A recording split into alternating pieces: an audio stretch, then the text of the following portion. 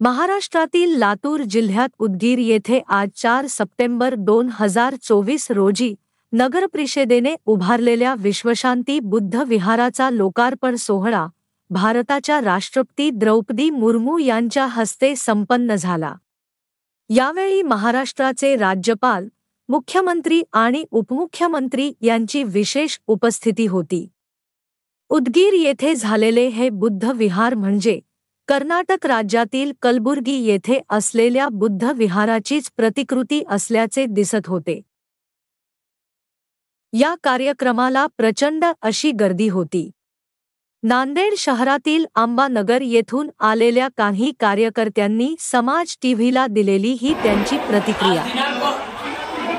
4 September 2024 Udgir येथील विश्वशांती बौद्ध विहार या बौद्ध विहाराचे लोकार्पण आज आपल्या देशाचे महामहिम राष्ट्रपती श्रीमती द्रौपदी मुर्मू यांच्या हस्ते आज या ठिकाणी या विश्वशांती बौद्ध विहाराचं लोकार्पण झालेलं आहे। या कार्यक्रमासाठी, या उद्घाटन सोहळ्यासाठी आपल्या महाराष्ट्राचे मुख्यमंत्री एकनाथजी शिंदे, उपमुख्यमंत्री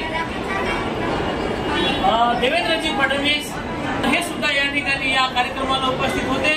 या कार्यक्रमासाठी या ठिकाणी या विश्वशांती बौद्ध विहाराचं या ठिकाणी जे आयोजन केलेलं आहे त्याबद्दल आमच्या नांदेडवासियांच्या वतीने मी त्यांचं सर्वांचं हार्दिक अभिनंदन करतो। या अद्वितीय कार्यक्रमासाठी आम्ही नांदेडवरून माननीय राहुलजी वाटोरे, संदीपजी भोवरे, सागरजी वाटोरे, राजकुमारजी कवडे आणि कबीरजी नरवाडे सोबतच मी भालचंद्र वाटोरे या कार्यक्रमाला उपस्थित राहण्याचा आम्हाला भाग्य लाभलेलं आहे।